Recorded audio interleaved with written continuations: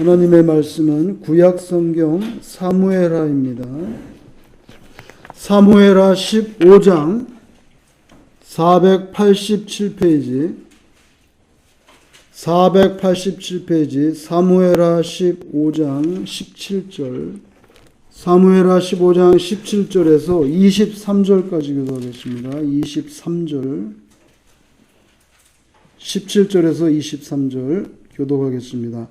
왕이 나감에 모든 백성이 다 따라서 벳메르하게 이르러 멈추어 서니 그의 모든 신하들이 그의 곁으로 지나가고 모든 블레 사람과 모든 블레 사람과 및 왕을 따라 가드에서 온 모든 가드 사람 600명이 왕 앞으로 전쟁하니라. 그때 왕이 가드 사람 이때에게 이르되 어찌하여 너도 우리와 함께 가느냐? 너는 쫓겨난 나그네이니 돌아가서 왕과 함께 네 곳에 있으라. 너는 어제 왔고 나는 정처 없이 가니 오늘 어찌 너를 우리와 함께 떠돌아다니게 하느뇨. 너도 돌아가고 내 동포들도 데려가라.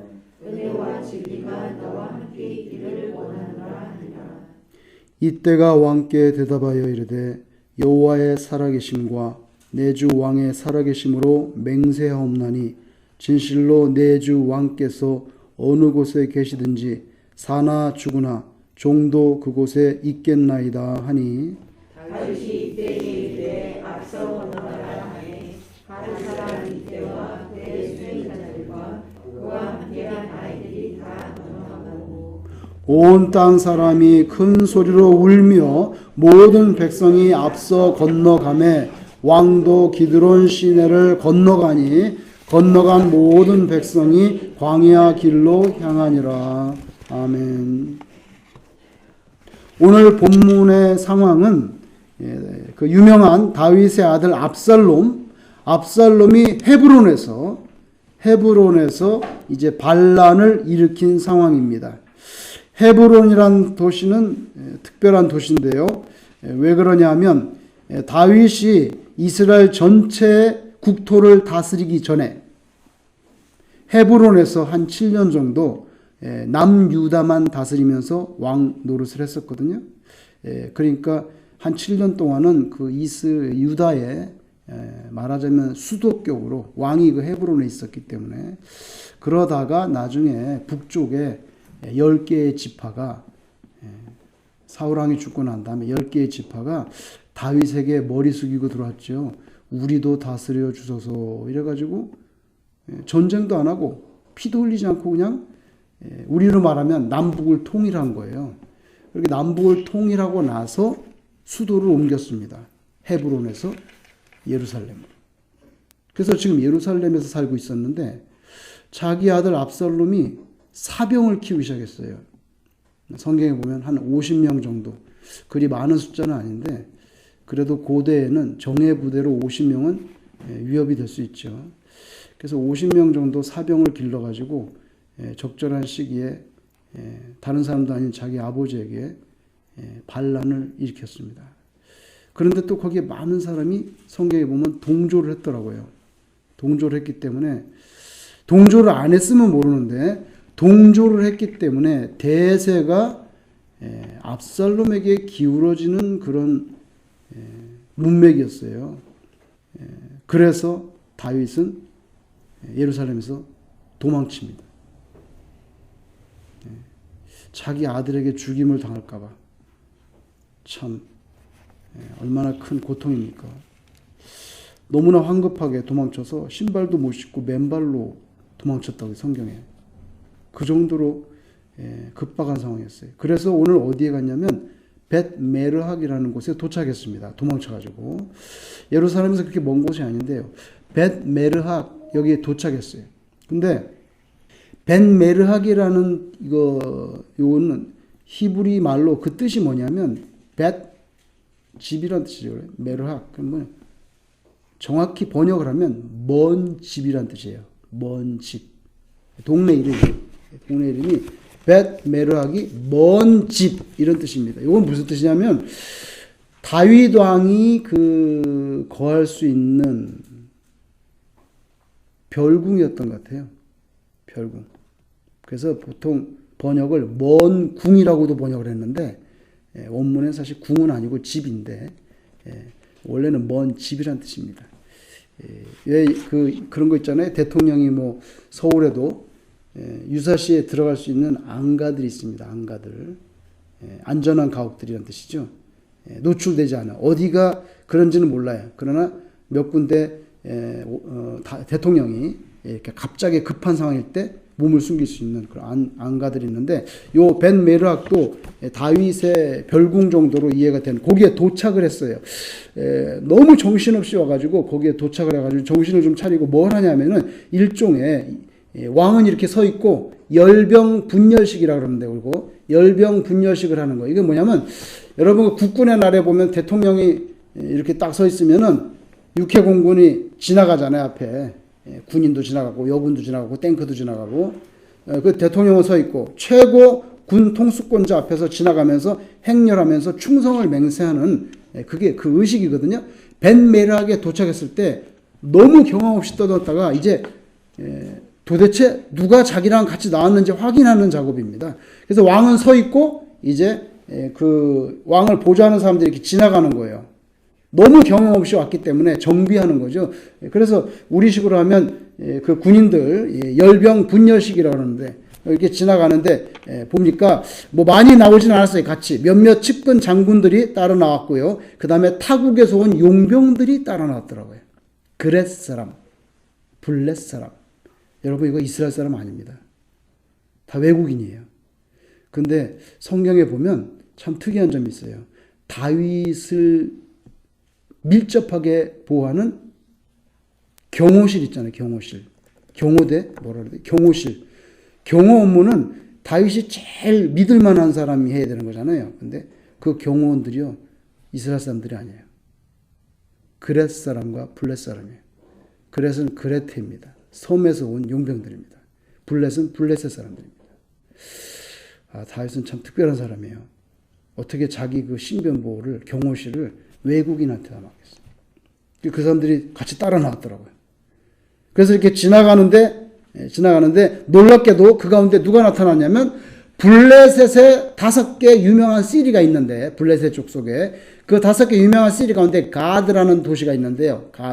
가드라는 도시 출신의 이때 지휘관이죠. 이때라는 사람과 그 부하 600명이 따라 나온 거예요. 예루살렘에 있다가. 그래서 이때가 지나가고 부하 600명이 지나가는 것을 보았습니다. 그래서 다윗이 이때에게 오늘 성경에 보면 뜻밖의 말을 꺼내는데 그 뭐냐면 너는 네 부하들 데리고 다시 예루살렘으로 돌아가라는 거예요. 그런 말을 하는 거예요. 이게 뭐 마음을 떠보려는 거예요. 진짜요. 근데 성경 읽어보니까 떠보려는 게 아니고 진심이었더라고요. 진심이었어요.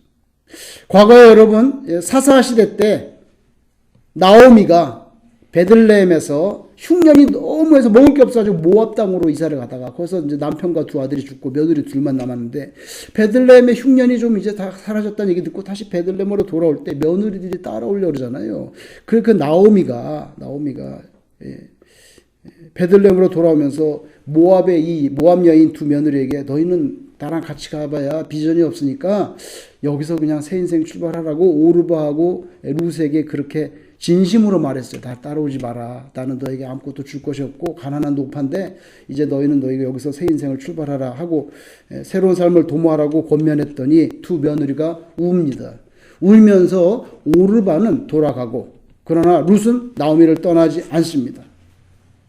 떠나지 않습니다. 그때 나오미가 진심으로 한 말이거든요. 진심으로 그 젊은 그 2 며느리의 입장을 헤아려 보고 자유하게 해주려고. 날 따라가 봐야 뭐 내가 재산이 있는 것도 아니고 진심으로 위했거든요. 이때라는 사람 블레셋에서 쫓겨나서 그나마 다윗에게 그 몸을 위탁하고 예루살렘에서 다윗 경호하면서 살았는데 그리고 다윗이 자기도 그 사울 시대에 망명해서 그 유랑민으로 사는 게 얼마나 고통스럽고 서럽다는 것을 알기 때문에 진심으로 한 말입니다. 내가 이렇게 이제 쫓기는 신세가 됐는데 이때 당신과 그 부하들이 또다시 뿌리 뽑힌 유랑민 신세로 전락하는 거나 원하지 않는다.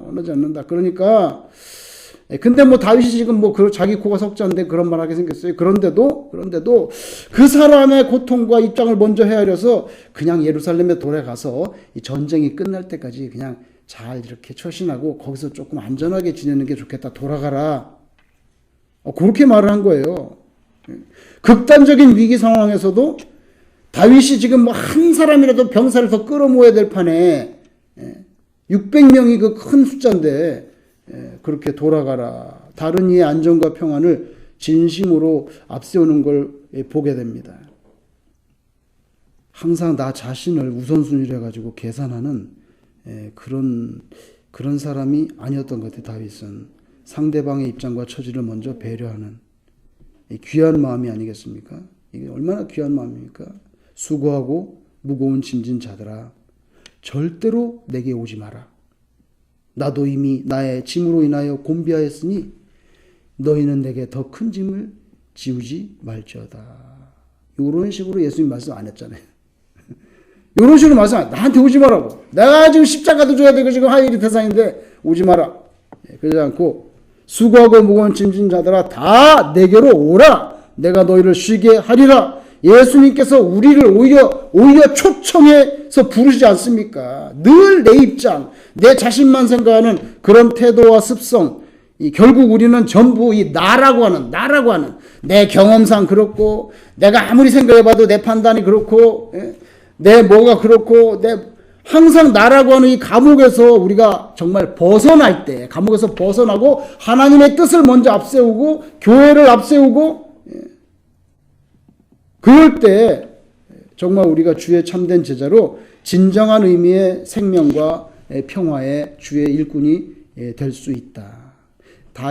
다윗과 이때의 관계를 보면요, 다윗은 이때를 진심으로 생각합니다. 지금 우리 집안 싸움인데 이게 우리 집안 싸움에 당신까지 휘말려 가지고 안 그래도 블레셋 떠나 가지고 험한 이렇게 힘들게 사는데 여기까지 이렇게 따라오는 거 힘들다. 너 예루살렘에 돌아가서 조금 처신 잘하고 그냥 이렇게 그리고 있다가 전쟁이 끝나면 그때까지 잘 지내라. 이렇게 했단 말이에요. 그랬더니 진심으로 말한 것 같아요. 그러니까 그 말에 이때의 마음이 아주 뜨거워진 것 같아요. 그래서 21절에 이때가 왕께 대답하여 이르되 여호와의 살아계심과 내 주 왕의 살아계심으로 맹세하옵나니 진실로 내 주 왕께서 어느 곳에 계시든지 사나 죽으나 이렇게 나와. 나 죽어도 괜찮다고. 사나 죽으나 종도 그곳에 있겠나이다. 이렇게 고백을 해버렸어요. 마치 나오미 자기를 떠나서 너 모압 땅 고향으로 돌아가라고 했던 그 시어머니 앞에서 룻이 1장 16절에 어머니 가시는 곳에 나도 가고 어머니께서 머무르는 곳에 나도 머물겠나이다. 이렇게 말했던 효성스러운 며느리 룻이 했던 말과 뉘앙스가 똑같습니다. 진심이 진심을 부릅니다. 다윗의 진심이 이때의 진심을 불러냈어요. 그래서 룻이 자신의 보다 평안한 삶을 포기하고 끝까지 나오미를 추종했듯이 오늘 본문의 이때 역시도 내가 당신과 함께 생사를 같이 하겠다고 고백합니다. 그랬더니 이제 다윗이 그 말을 듣고 얘는 안 되겠구나. 여기는 떠나지 않겠구나. 그래서 오케이, 그러면 네가 먼저 기드론 시내 건너가라. 군대니까 가서 이제 왕을 프로텍트하라는 거예요. 그래서 먼저 건너갑니다. 거기 뒤로 다 따라갔어요. 그리고 이제 전쟁이 시작될 때 본격적인 전쟁이 시작할 때 다윗이 압살롬이 반란 군을 진압하는 군 조직을 짤 때 반란 진압군 사령관 3명을 임명하는데 그 3명 가운데 한 사람이 누구냐면 이때입니다. 블레셋 사람. 그게 언제 나오냐? 18장에 나옵니다. 사무엘하 18장 1절 2절에 보면 반란군을 진압하는 3명의 핵심 지휘관이 나오는데 그 핵심 지휘관이 누구냐면요, 요압하고요, 요압의 브라더 아비세, 그리고 마지막에 이때가 나옵니다. 3명의 지휘관 가운데 이때가 들어있어요. 다윗이 그의 충심을 받기 때문에. 그래서요, 출신 성군이 블레셋인데도 다윗의 왕권 회복에 지대한 공헌을 하는 사람이 바로 이때예요. 이때. 여러분, 이때와 그 부하들에게 제일 필요한 건 뭐냐면 땅입니다. 그냥 블레셋에서 망명을 했기 때문에 자기가 안전하게 지낼 수 있는 땅이 제일 중요해요. 근데 지금 그 땅을 잃어버렸어요. 쫓겨났기 때문에 예루살렘에서. 그런데도 이때는요, 그 물리적인 땅은 잃어버렸지만 다윗 왕, 그 다윗 왕의 진심을 보고 그 다윗 왕에게 자신의 모든 것을 걸고 마치 고향처럼, 땅이 아니라 다윗이 자기의 고향인 것처럼 떠나지 않겠다 나는 당신을. 그래서 여러분, 우리도 조국을 떠났잖아요. 이 미국 땅에서 버둥거리면서 우리가 사는 게 영락없이 나그네인데 우리는 예수 그리스도를 고향으로 삼은 신자인 줄로 믿습니다. 우리가 어디에서 방황을 하고 있든지 간에 주님은 어저께나 오늘이나 영원 무궁히 한결같이 우리를 사랑으로 품어주시는 이때와 다윗 사이의 그런 관계처럼 예수님과 우리의 관계가 그런 관계죠. 그런 관계입니다. 여러분, 지금 반란 때문에 이렇게 떠나니까 슬픈데 그렇다고 꼭 절망인 건 아니에요. 왜냐하면 물리적인 땅은 잃어버렸지만, 예루살렘을 포기했지만 더 따뜻한 사람들과 함께 가는 길이기 때문에, 그리고 다윗의 순수한 진정성이 있었기 때문에 이 사람들이 다시 하나로 뭉쳐서 이 위기를 극복합니다. 여러분, 이 사건, 오늘 본문의 이 사건으로부터 약 1000년이 지납니다. 다윗은 여러분 BC 1000년 정도의 왕이 됐거든요. 1000년이 지난 다음에 이 기드론 시내가, 오늘 기드론 시내를 건너갔다는데, 기드론 시내는 어디냐면 예루살렘 성과 그 예루살렘 성 옆에 감람산이 있어요. 예루살렘 성, 조그만 성이죠 사실은. 예루살렘 성과 감람산 사이에 흐르는 작은 개울이에요. 이게 개울. 이걸 건너가면 이제 예루살렘 성을 포기하고 가는 거거든요. 그래서 기드론 강을 건너서, 기드론 그 시내를 건너갔다 그랬는데 1000년이 지난 다음에, 오늘 본문으로 1000년이 지난 다음에 또 이 기드론 시내를 건넜던 어느덧 왕이 있었어요. 그리고 겟세마네 동산에 가서 밤새워서 새벽까지 기도했던 왕이죠. 바로 왕 중의 왕 예수님. 요한복음에 보면 기드론 시내를 건너갑니다. 그래서 겟세마네 가서 엎드려서 밤이 맞도록 기도했죠. 그리고 제자 중에 그래도 쓸만한 3명에게 같이 좀 기도해 주라. 그랬더니 기도를 안 하고 자고 있었던 거예요. 3번이나. 그러니까 예수님이 얼마나 마음이 힘들었겠어요. 한 시간도 같이 해줄 수 없냐 이러면서 마치 현존하는 왕을 잡아들이려고 미친 듯이 달려와서 날뛰는 반란군처럼 새벽 미명에 횃불을 들고 몽치를 들고 그 예루살렘 종교 당국자들이 파견한 행동대원들이 겟세마네 동산에 들이닥쳤잖아요. 그리고 가룟 유다가 미리 짜고, 야, 깜깜해서 잘 안 보이니까 내가 라삐어 안녕하십니까 하고 이렇게 허구하고 입을 맞추고, 그게 나사렛 예수야, 그거 잘 잡으라고 다 이렇게 짜 맞춘 다음에 인사했죠. 깜깜하니까. 그래서 체포하잖아요. 근데 그 체포하는 문맥에 보면 요한복음 18장 7절 8절에 이에 예수님 말씀은, 이에 다시 누구를 찾느냐 그렇게 소리쳤어요. 누구를 찾느냐. 그들이 말하되 나사렛 예수라 하고는 예수께서 대답하시되 너희에게 내가 예수라고 내가 그니라 하였으니 나를 찾거든 이 사람들이 가는 것은 용납하라 이렇게 했단 말이에요. 너희가 나를 잡으러 왔으면 나는 잡고 이 자들은 놔주라는 거예요. 그래서 예수님이 체포하는, 그죠?